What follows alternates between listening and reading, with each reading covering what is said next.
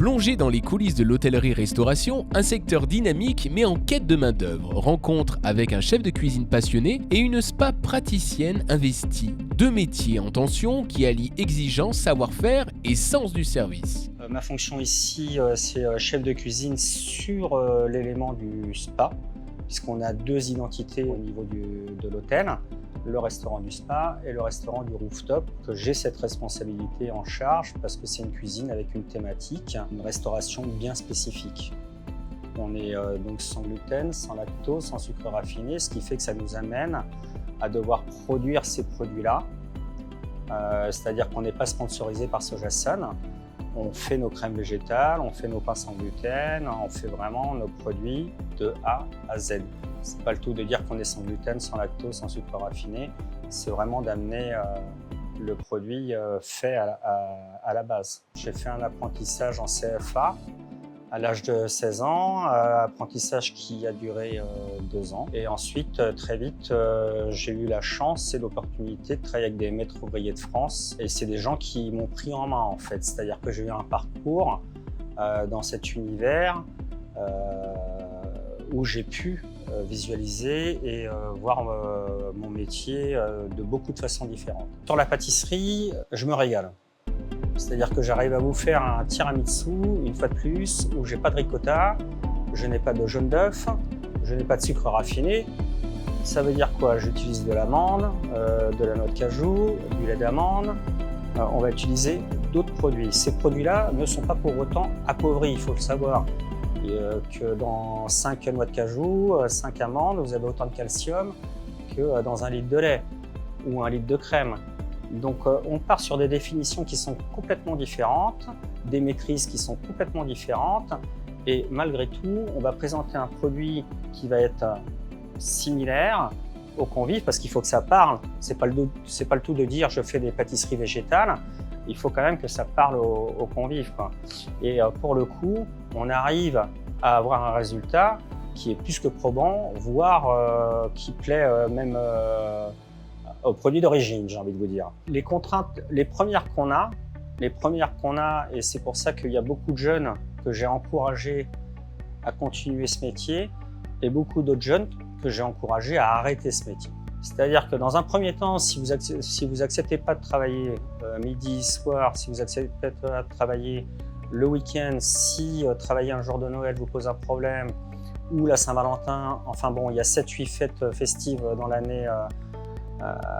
Si déjà ça vous pose un problème, il faut arrêter ce métier parce qu'on est au service du convive. On est là pour satisfaire le convive. Donc déjà, si un convive vous dit « ouais mais bon, dans ma salade niçoise, je voulais pas de radis », je vous donne un exemple lambda.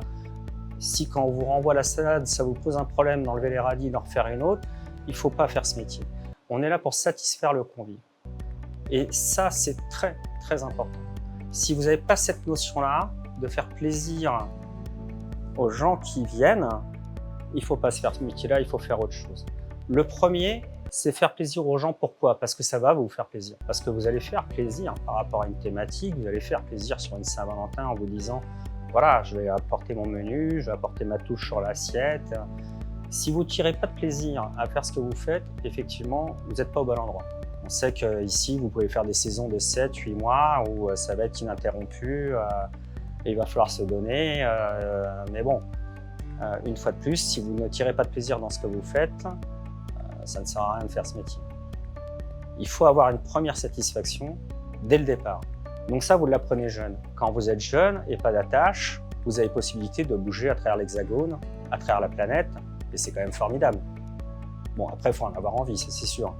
Mais quand même, la France est un très très beau pays, la planète, mon Dieu, quand on est globe-trotter, tout va bien, mais d'un seul coup, votre métier permet de voir des choses que vous n'aurez pas peut-être eu idée de vous lancer, quoi. Alors, spa praticienne, en fait, on vient s'occuper des personnes et l'idée, c'est qu'on vient leur apporter un moment de bien-être à travers des soins du corps, des soins du visage. Et on arrive, on prépare toutes nos cabines, on vérifie tous les soins qu'on a durant la journée, on s'organise avec nos collègues, donc ça, il faut avoir une cohésion d'équipe et on va dire une sociabilité avec les autres personnes très importante, c'est très important dans notre travail.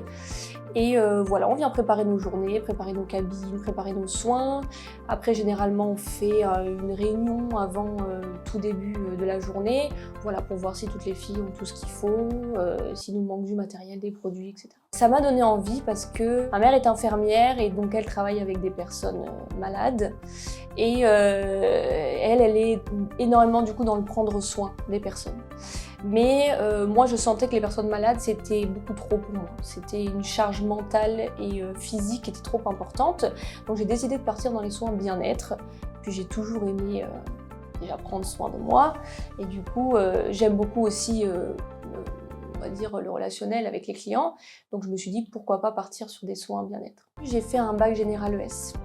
Bac général ES, ensuite je suis rentrée directement au cursus BTS parce que j'avais le bac, mais si on n'a pas le bac, vous êtes obligé d'avoir le bac. Enfin, en tout cas, c'est fortement conseillé. Vous pouvez avoir que le CAP, mais c'est toujours mieux d'avoir bac, CAP et BTS si vous souhaitez. Moi, je me suis spécialisée, mais vous n'êtes pas obligé. Après, dans notre travail, ce qui est pour ma part le plus important, c'est déjà une certaine confiance en soi, parce qu'après, nous allons prendre soin des personnes et on est obligé d'avoir confiance en soi, au moins un minimum pour après avoir un relationnel avec les clients.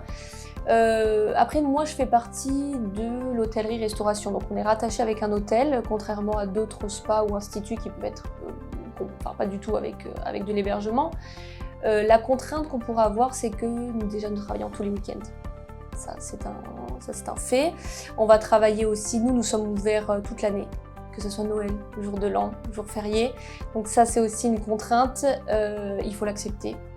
Mais quand on aime ce qu'on fait, c'est plus en fait des contraintes, c'est normal. Et puis on est aussi, nous, notre société fait que on fait en sorte de tourner, donc c'est pas tout le temps les mêmes personnes qui ont les jours fériés ou pas, ça change, mais ça c'est une contrainte et il faut l'accepter. Ce qui me plaît le plus, c'est la fidélité en fait avec les clients, le avant-après. Donc on commence, voilà, une cliente qui arrive, on ne la connaît pas du tout, et on va créer un certain lien, une certaine confiance, une certaine intimité, une certaine proximité avec le client, qui fait que elle va revenir pour vous. En fait, les clients reviennent pour vous. Ils reviennent parce que ce que vous faites, vous le faites bien, et vous aimez ce que vous faites. Donc moi, c'est ce que j'aime le plus, c'est le fait que les clients reviennent pour moi, et on crée une intimité, on crée une fidélité. Et finalement, on se retrouve avec, alors on va dire nos amis, mais des personnes proches qui, de base, ne pensaient pas du tout être aussi proches avec des personnes comme ça, par exemple. Tout accueil qu'on va faire à un client sera différent. Donc, en fait, on va s'adapter à ce qu'on va ressentir par rapport au client. Et en fonction, on va le guider vers une certaine relaxation. Alors au départ, parfois c'est un peu compliqué, on a besoin de 2, 3, 4 rendez-vous pour avoir une certaine proximité et rentrer dans une certaine détente et confiance.